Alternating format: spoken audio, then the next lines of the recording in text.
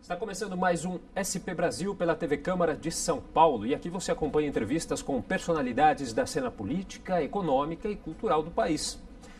O nosso convidado de hoje é diretor da Comissão da Diversidade Sexual da Ordem dos Advogados do Brasil, da subseção Jabaquara, e também assessor jurídico da Coordenação de Políticas LGBT da Prefeitura de São Paulo. Estou falando de Marcelo Galego. Olá, Marcelo, tudo bem? Olá, como vai? Tudo bem?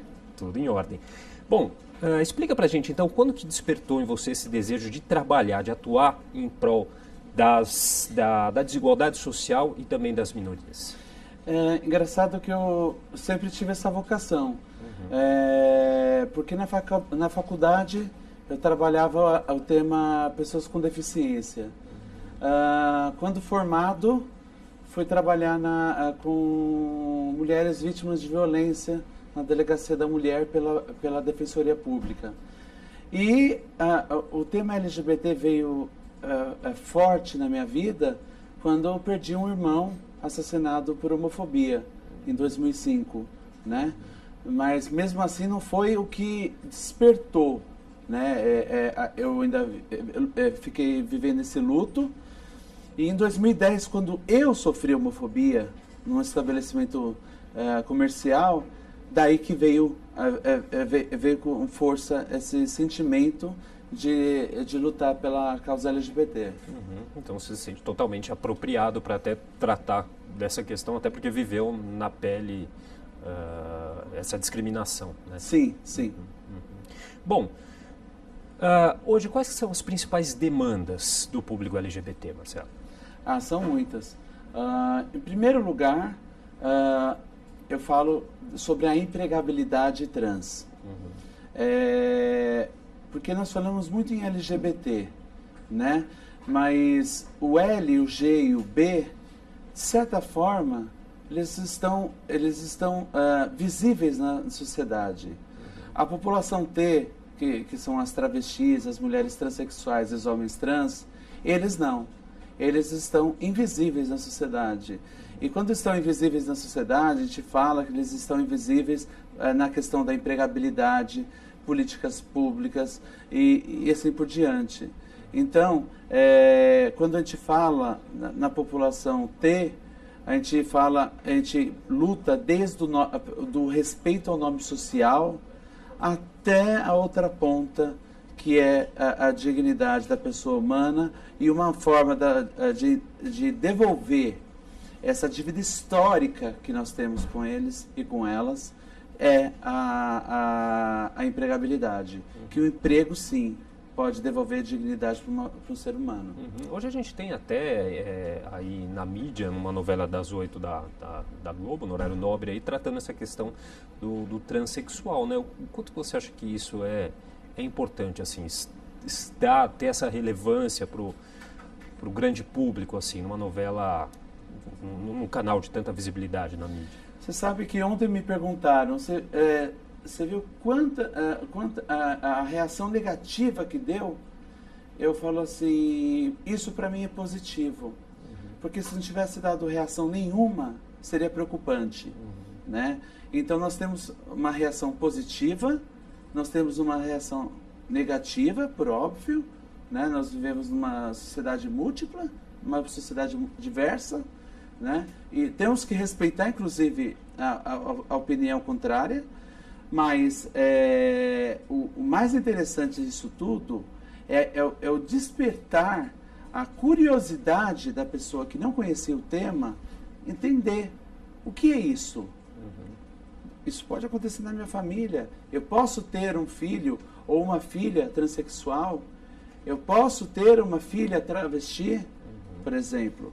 Então, ou um primo, ou uma prima.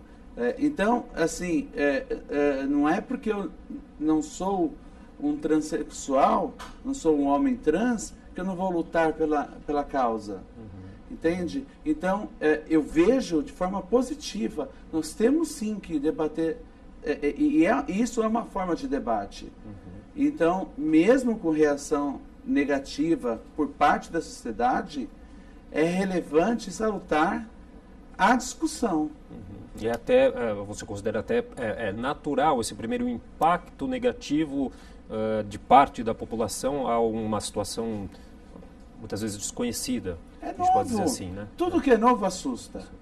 Né? É novo, é antigo, mas a temática é nova. A discussão, A né? discussão é nova. Então, tudo que é novo assusta. Então, nós estamos numa casa legislativa. Todo projeto inovador causa uma reação. Então, é natural isso. Isso é democrático, inclusive. Então, daí quando nós temos uma parcela da população que se posiciona de forma contrária, daí que nós, da política LGBT, nós temos que sair a campo para capacitar e sensibilizar. Daí sim, é o nosso trabalho de tentar reverter essa situação. Então, assim, a reação negativa faz parte da democracia. E uma das reações até de muitas pessoas é tratar o tema como uma apologia ao homossexualismo, enfim, a toda a questão LGBT, uma apologia. Como que você considera esse tipo de reação? Em primeiro lugar, vamos só classificar sobre o homossexualismo, vamos falar sobre homoafetividade, né? Porque o homossexualismo é como se fosse uma doença, né? E desde 1990 saiu do Código CID, né? Essa classificação. Agora, o termo correto o termo correto, homossexual, homossexualidade ou homoafetividade. Porque o ser humano não é um ser só sexual, é um ser afetivo também. Então, a construção do direito, inclusive, isso foi construído dentro da academia, dentro dos tribunais, a expressão homoafetividade, casal homoafetivo, né? Ou orientação afetiva sexual e não opção sexual, né? Porque não é uma opção. Nós nascemos assim. Isso é uma característica, como um olho azul, por exemplo. Isso é uma característica do ser humano. Então, por ser uma característica, nós temos que tratar com naturalidade, né? Nós temos que tratar com carinho. Nós temos que fazer o exercício da empatia, né? Fazendo o exercício da empatia, nós conseguimos avançar, porque políticas nós temos, e temos muitas. São Paulo, cidade, estado, é inovador em todas as políticas LGBTs do país. Então, sendo inovador, precursor, quebrou muita cara, foi muito criticado, mas tudo que é novo é assim, né? Então, retornando à sua pergunta, né? Eu me posicionei sobre o homossexualismo, que é importante, né, a gente esclarecer isso para a população, que toda vez que a gente usa o sufixo ismo, é como se estivesse tratando de uma doença, né? E a transexualidade, por exemplo, é bem provável que saia do Código CID na próxima revisão de 2018, né? Então, nós vamos, com isso, nós conseguimos, de novo falando e repetindo, devolvendo a dignidade ao ser humano. Correto, você me desculpe pelo deslize. Não é deslize não. É importante isso. É importante porque nós não estamos num programa fake. Nós estamos num real. Essa dúvida é real. Essa dúvida pode acontecer em qualquer casa, em qualquer local. Então, não é deslize não. É informação, é capacitação e sensibilização. É esse nosso papel. Correto, gerou uma questão de esclarecimento também, isso que é o mais importante. E a gente falou das principais, as principais demandas. As demandas, eu escapei da pergunta, né? As principais demandas é a empregabilidade, o respeito ao nome social, a hormonização segura, para os casos onde requer a cirurgia de redesignação sexual, que tenha uma estrutura maior do Estado para que a gente possa acelerar essa fila. Nós temos que ter mais equipamentos de saúde referenciados para essa população. Nós precisamos de escolas preparadas para receber essa população, porque a maior parte acaba entrando no índice da evasão. No índice da evasão por conta do preconceito, e do preconceito, da perseguição, do bullying. Então, nós criamos uma população analfabeta, marginalizada, que acaba caindo na prostituição e depois requer toda uma outra política pública, né? Daí nós gastamos duas vezes, né? Porque nós gastamos com a educação e depois gastamos novamente recursos públicos para consertar o erro da educação. Quando, na verdade, se a gente tivesse construído uma escola inclusiva, e nossa sociedade é muito diversa, com certeza nós gastaríamos melhor o dinheiro público. Então, já que isso não aconteceu, aí o nosso papel na coordenação de políticas LGBT na prefeitura. E dentro dessas demandas que você citou, quais foram até agora os principais avanços, você acha? Olha, os principais avanços nós tivemos com o programa Transcidadania, que eu costumo chamar de a joia da coroa da Prefeitura de São Paulo, por conta da possibilidade da elevação escolar, né? Mas só que o programa ele foi bem elaborado, mas ele poderia ter sido melhor trabalhado, porque nós tínhamos que devolver a cidadania, nós tínhamos que fazer a elevação escolar, nós tínhamos que fazer a correta, quando necessária, hormonização, e nós tínhamos que fazer a profissionalização e a porta de saída. O que é a porta de saída? É preparar essas meninas e esses meninos para o mercado de trabalho. Então, esse é o grande desafio. A nossa maior meta é criar empregos, principalmente para os LGBTs, e principalmente para aqueles em situação de vulnerabilidade. Ok. Bom, a gente vai fazer então um rápido intervalo, daqui a pouco nós voltamos com o programa SP Brasil. Até já.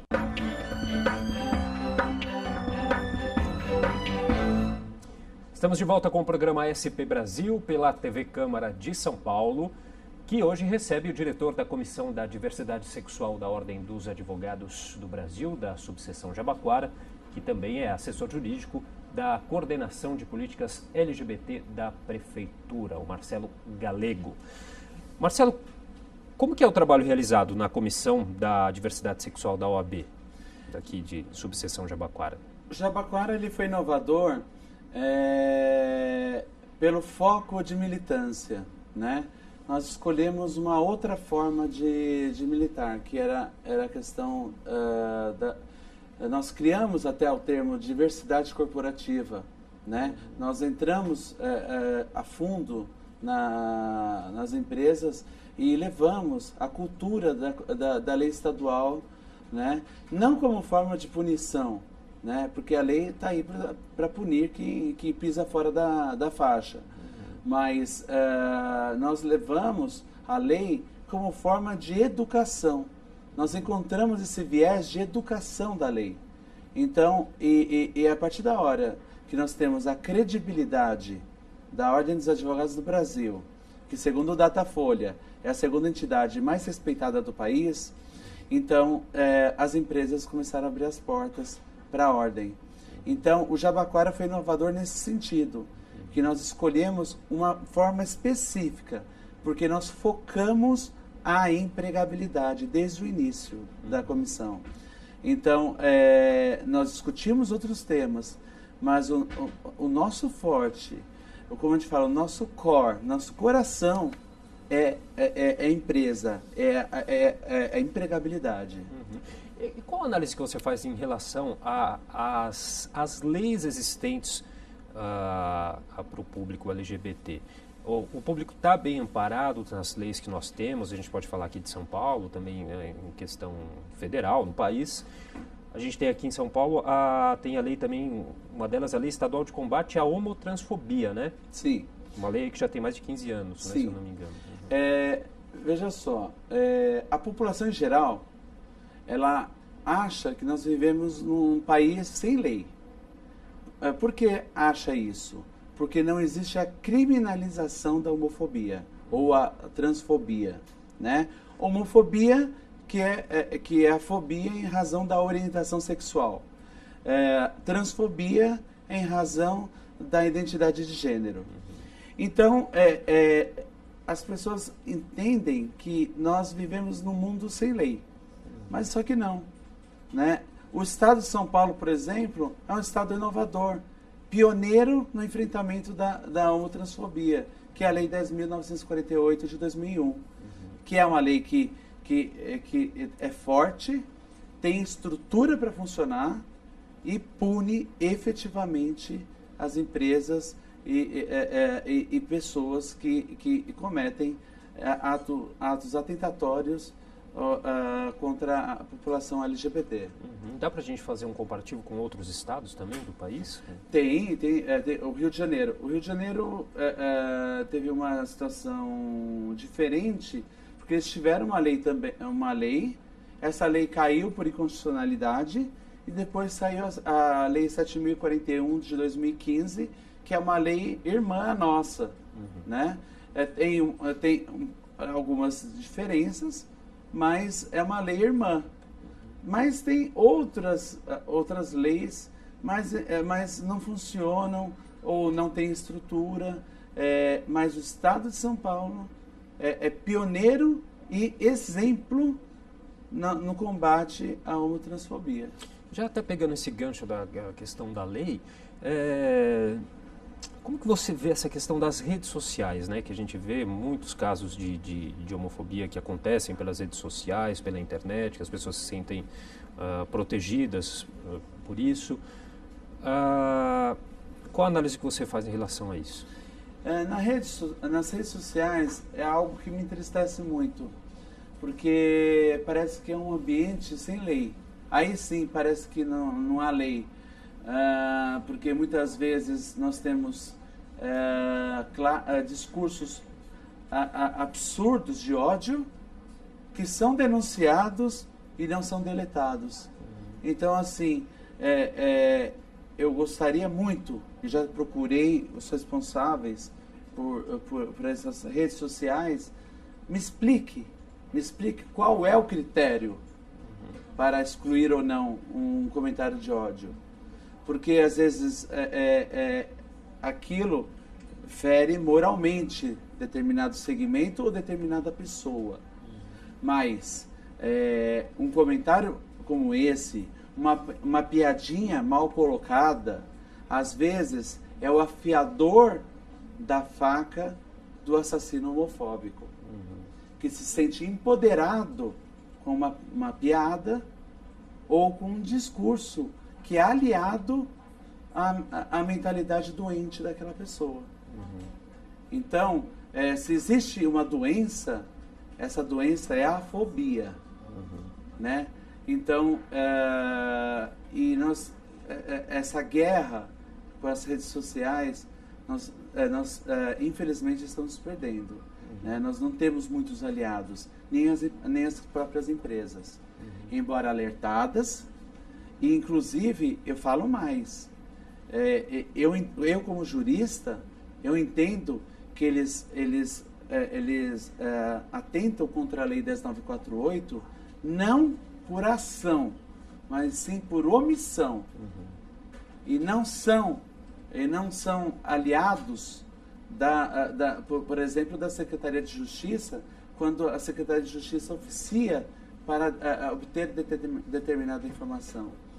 Eu, por exemplo, esse ano mesmo, requentar uma notícia de um livro de colorir que eu lancei para falar dos casais, das famílias homoafetivas, ou das várias formas de família, e fui atacado brutalmente na internet.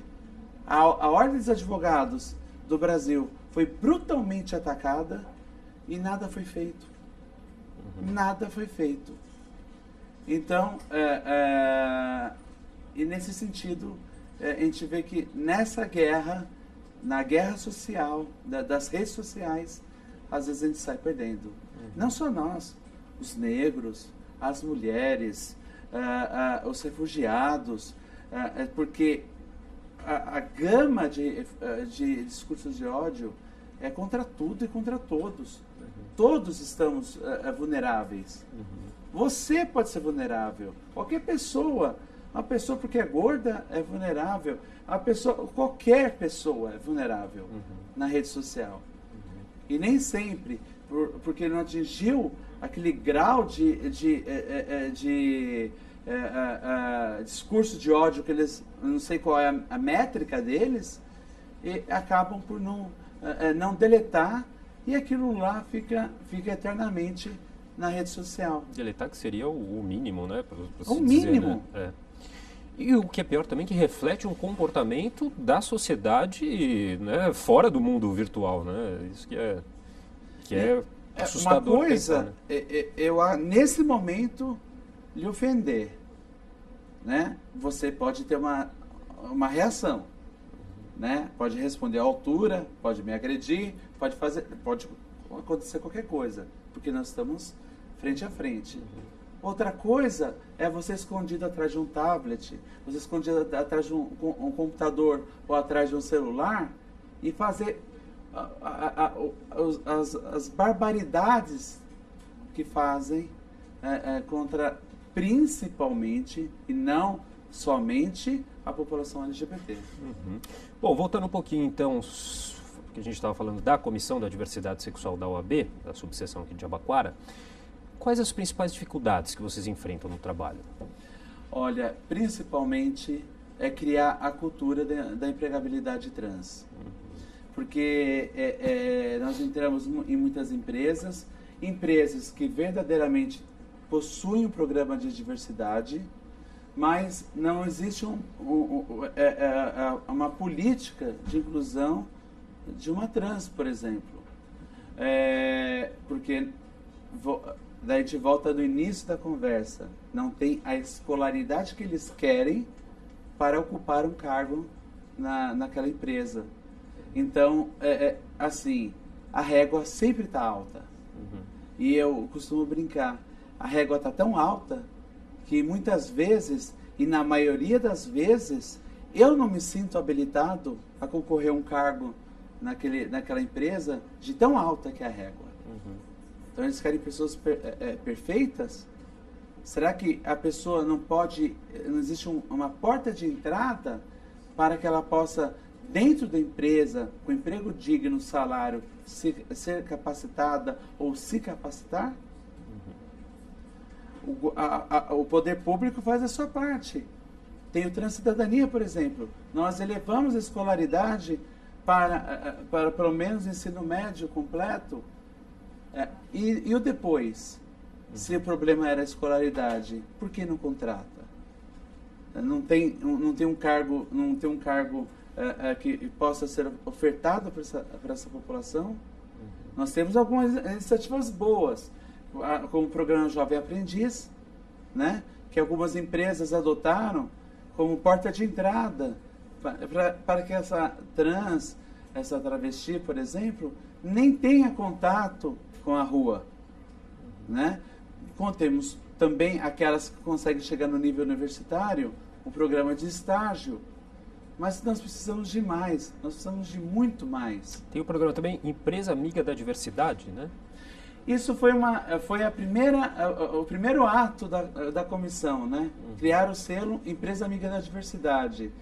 Esse selo, serviu como, assim, se nós temos uma lei que pune, por que nós não temos algum instrumento que possa também homenagear e certificar e reconhecer as boas práticas, né? Dentro do mercado, dentro do ambiente corporativo e em especial para a população LGBT. Então, foi o primeiro ato da nossa comissão e foi um sucesso que saiu do Jabaquara e está no Brasil todo, né? Várias comissões do Brasil já adotaram. Hoje, ela é um projeto que é reconhecido pelo Conselho Federal da Ordem dos Advogados. Então, é um projeto nacional e a nossa, com o emblema a borboleta nasceu do Jabaquara. E tem gente que acha que o Jabaquara é uma cidade, né? De fato é, porque tem mais advogados inscritos na subseção Jabaquara que muitos estados do país. Então, é o meu orgulho, é um filho que eu tenho, né? Que hoje nós temos uma fila de espera de 55 empresas e nós temos 33 certificadas. Nós não procuramos quantidade, nós procuramos qualidade. Certa vez, o ano passado, um militante falou assim: Marcelo, você é um fracassado. Na época, nós tínhamos 20 e poucas empresas. Eu falei: eu não sou fracassado, porque a maior empresa de refrigerantes do mundo, no primeiro ano, vendeu 15 galões, ou 15 ou 20 galões de refrigerante. E se hoje é um sucesso, é porque houve um caminho. Então, nós não estamos trabalhando a quantidade, em si, a qualidade. Tá certo. Bom, a gente vai para mais um rápido intervalo, já voltamos com o programa SP Brasil.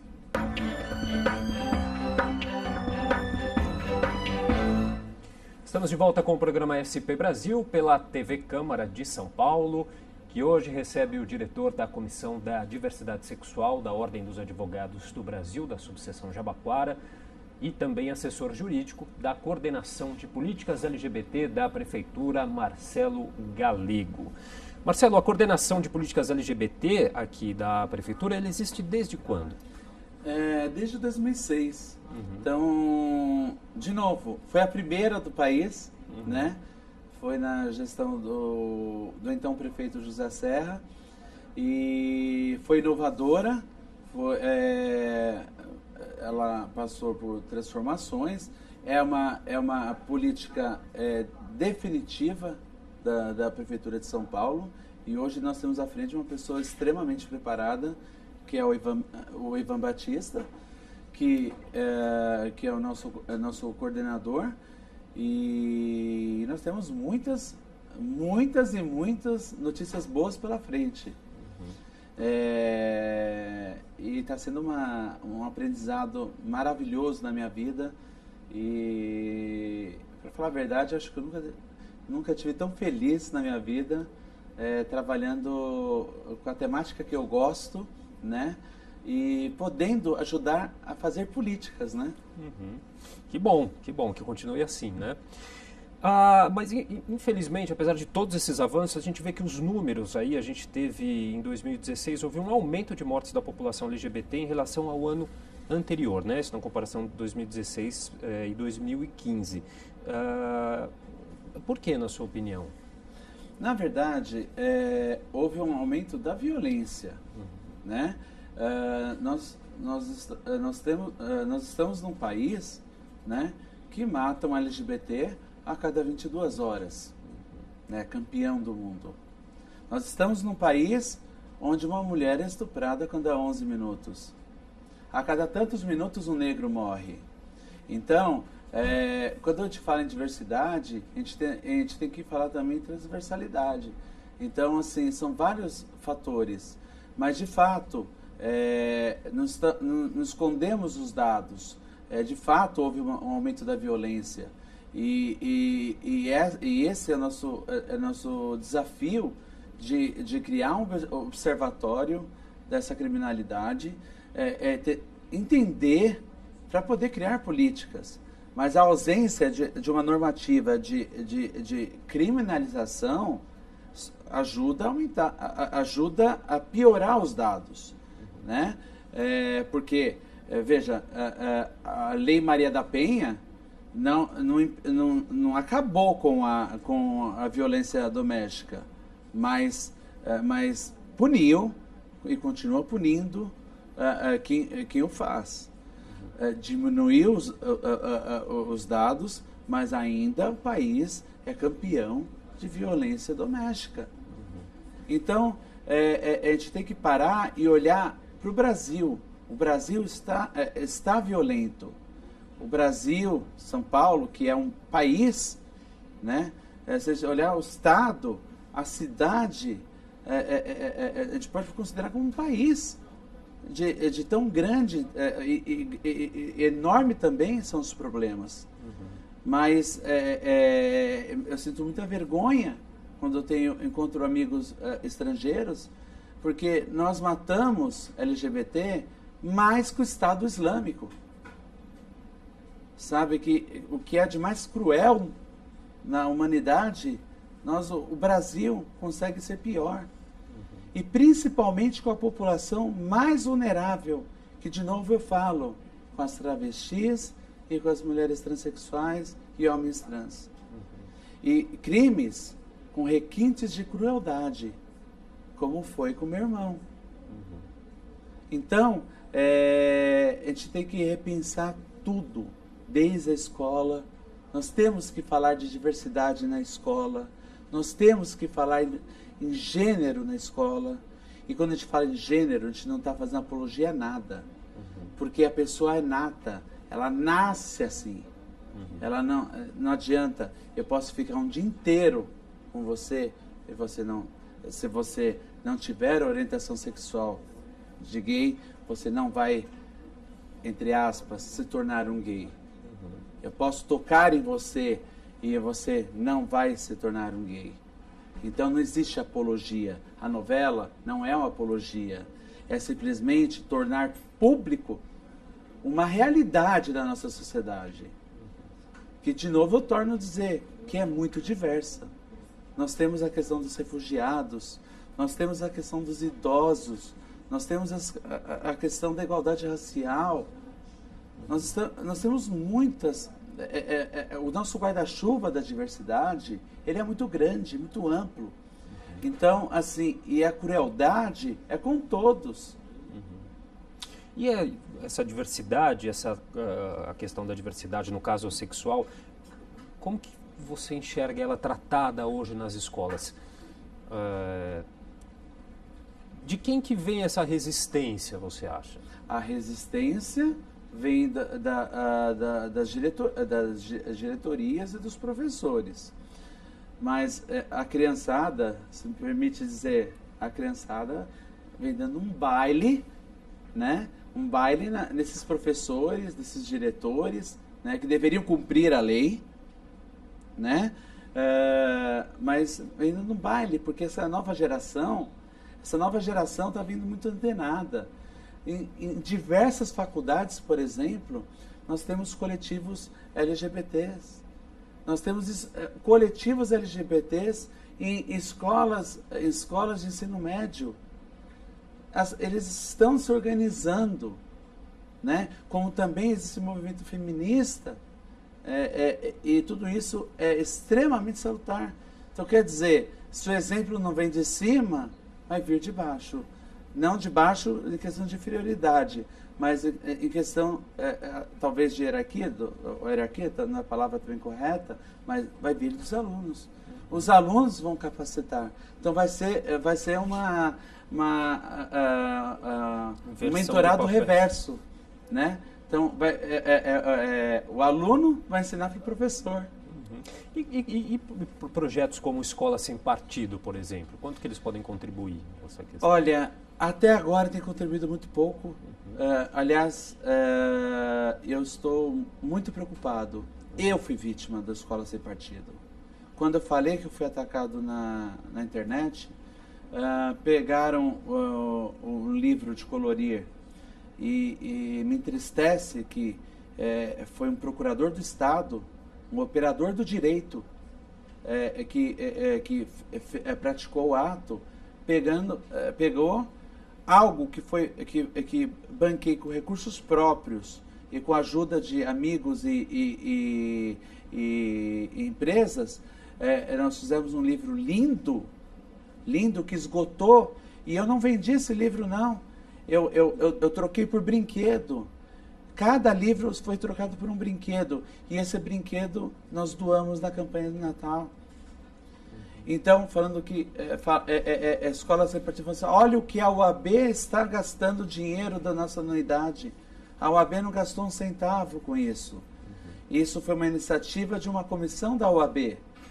Mas a escola sem partido, ela está se radicalizando. Então, assim, o que poderia ser bom está se tornando algo muito perigoso. Eu estou falando, na minha opinião, não estou falando em nome da UAB.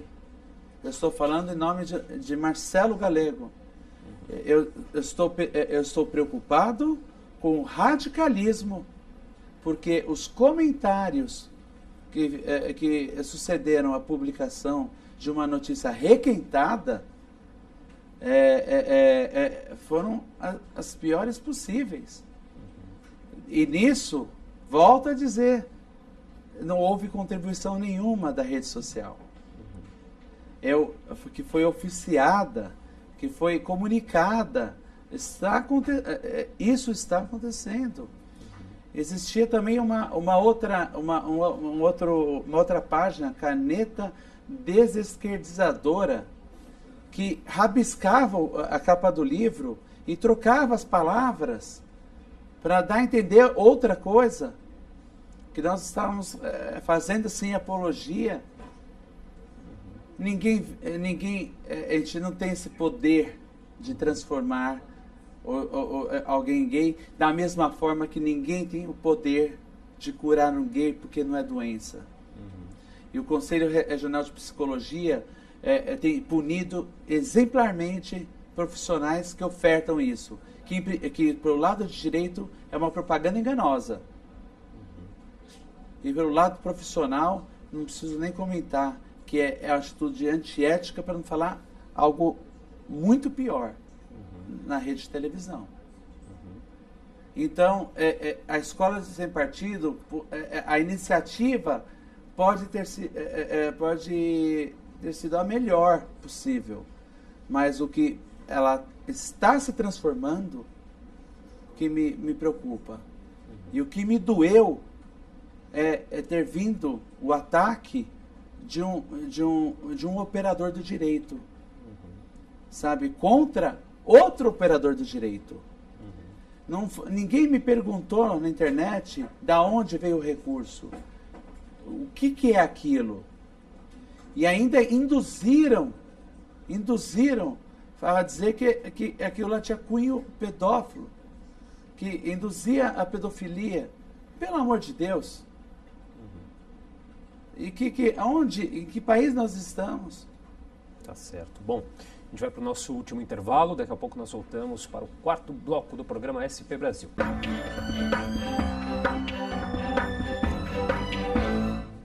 Estamos de volta com o programa SP Brasil pela TV Câmara de São Paulo, que hoje recebe o diretor da Comissão da Diversidade Sexual da Ordem dos Advogados do Brasil, da subseção Jabaquara, e também assessor jurídico da Coordenação de Políticas LGBT da Prefeitura, Marcelo Galego. Marcelo, como é que está essa questão no STF do direito ao uso do banheiro feminino para travestis e mulheres transexuais e do banheiro masculino para os homens trans? Olha, em primeiro lugar, a situação está parada, né? Porque eu vi pedido de vistas de um ministro e isso está retardando o julgamento do processo, retardando bastante. Mas acho vergonhoso, por um lado, ter a necessidade de chegar ao Supremo Tribunal Federal, à Suprema Corte, a questão do uso do banheiro. Mas, falo para você, em breve Acho que São Paulo será inovador novamente, né? Mas é uma necessidade. Isso é questão de saúde pública e essa é questão de segurança pública. Porque nós não podemos obrigar uma travesti, por exemplo, a usar um banheiro masculino. Ela pode ser vítima de violência. Como também é questão de saúde pública, o não uso do banheiro por medo, que como o Drauzio Varela, por exemplo, falou recentemente, as nossas meninas estão tendo graves problemas renais, infecção urinária, por não usar o banheiro por medo. Então, São Paulo vai ser o exemplo novamente. E São Paulo deu um exemplo, já entrando nessa questão, do banheiro unissex, né, instalado na PUC aqui de São Paulo. Eu acho uma iniciativa interessante. Não é um terceiro banheiro ou um banheiro adaptado para a população LGBT. Isso é uma construção de uma cultura que muitas empresas estão já adotando no Brasil, adotaram fora do país. Por quê? Se for pensar bem, tirando aquela parte... Mictório. Exatamente. E deixando só as cabines, a única parte onde existe contato social é no lavatório. Então, usa o banheiro unissex quem tem a cabeça tranquila quanto a isso. Ninguém é obrigado a usar o banheiro unissex. Entende? Isso é uma indicação de uma mudança, de uma construção de uma cultura. Entendo que no futuro isso será muito tranquilo para a gente. Muita coisa que hoje para muitos é natural, ou que hoje existe o casamento, 20 anos atrás não era uma realidade. Então foi construído uma cultura. A cultura do respeito, entendeu? Frequenta esse banheiro quem quer, ninguém é obrigado, mas se for pensar bem, não tem diferença nenhuma. Continua sendo um banheiro. E o único contato social com pessoas civilizadas no lavabo. Só isso. Você falou da questão do casamento, como é que está a questão da adoção? A adoção, ela evoluiu, mas ela está evoluindo assim, ainda de forma devagar. Mas o conceito de família já está muito sedimentado no direito. Então, assim, a família homoafetiva, ela é uma família reconhecida, é uma família digna de direitos, e quando a gente fala que é uma família, então é passível de adoção. E não é só uma família, um casal homoafetivo. O direito de adoção também da pessoa solteira também tem o direito de adoção, sabe? A família, ela é diversa, o conceito de família é diversa. Então hoje, quando eu me formei na faculdade, a gente falava direito de família, direito de família.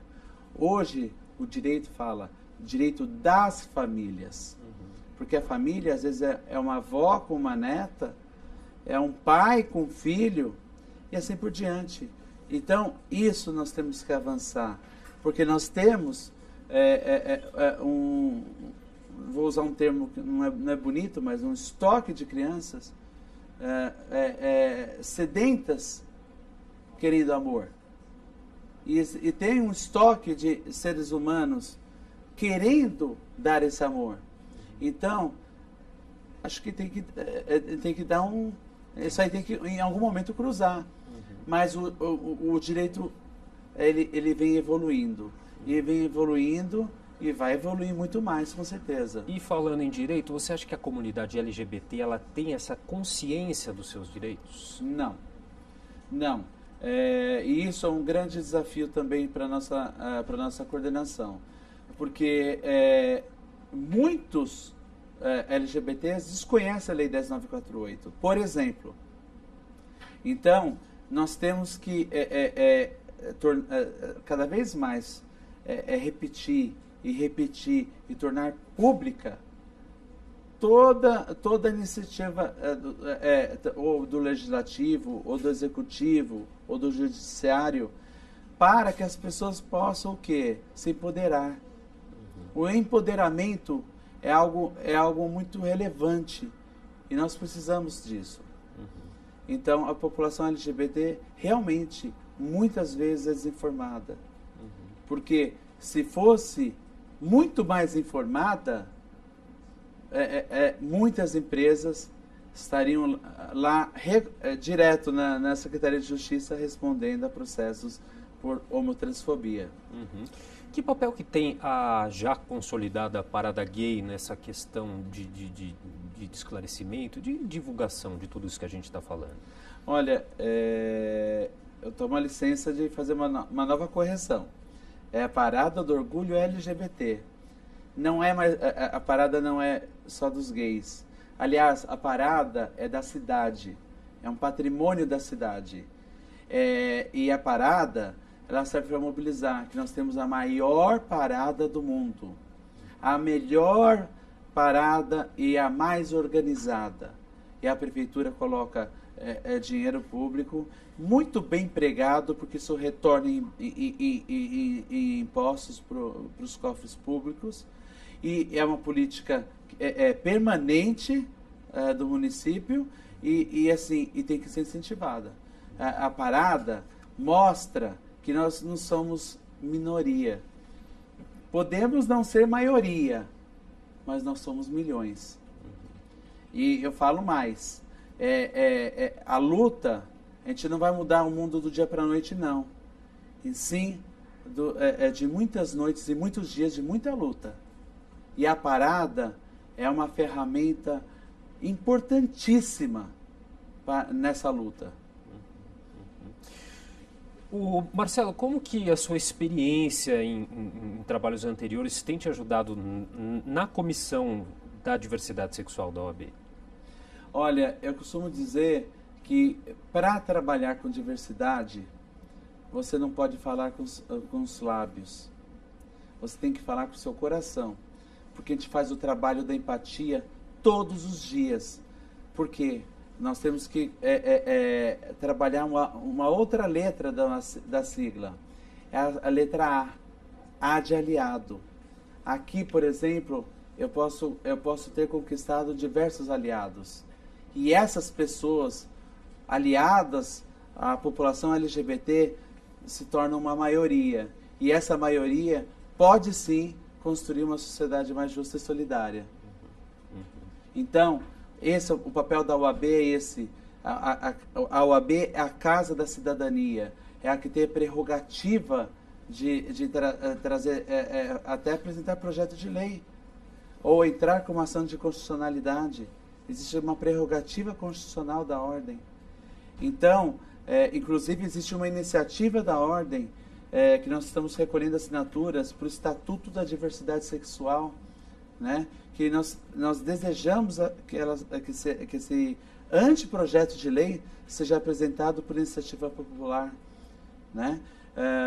E para isso precisamos de 1,5 milhão de assinaturas. Então eu peço para o pessoal de casa www.estatutodiversidadesexual.com.br, faça a sua assinatura, porque com isso nós podemos transformar esse país. Qual que é o site? Repete para a gente então. www.estatutodiversidadesexual.com.br. Isso é uma iniciativa da doutora Maria Berenice Dias, lá do Rio Grande do Sul, uma das pioneiras do direito homoafetivo, pessoa que eu tenho o maior carinho do mundo, né? Uma aliada, uma heterossexual aliada, sabe, que dedica a vida, o tempo dela para a nossa causa. E hoje ela até brinca, fala assim, olha, vocês gays conseguiram muitos avanços, agora eu vou trabalhar a adoção, né? Não, por favor, doutora, não nos abandone, mas ela é uma pessoa espetacular. E temos pessoas espetaculares aqui em São Paulo. E eu tenho a doutora Raquel, que é vice-presidente da comissão estadual, por exemplo, outra aliada, uma pessoa estudiosa no assunto, principalmente na questão de diversidade, sabe? E outros exemplos, eu não gosto de dar nomes, que eu vou ser injusto com alguém, né? Mas nós temos bons nomes nas nossas fileiras, temos bons nomes, tanto na coordenação municipal, como na coordenação estadual, nós temos bons nomes, nós temos aliados maravilhosos. Ok, Marcelo. Bom, nosso tempo já chegou ao final. Queria agradecer muito sua participação. Eu estou triste porque já acabou o tempo, né? Passou rápido. Passou rapidinho. Mas muito obrigado pelos esclarecimentos dados. Obrigado pela oportunidade de falar. E o programa SP Brasil vai ficando por aqui. Até uma próxima.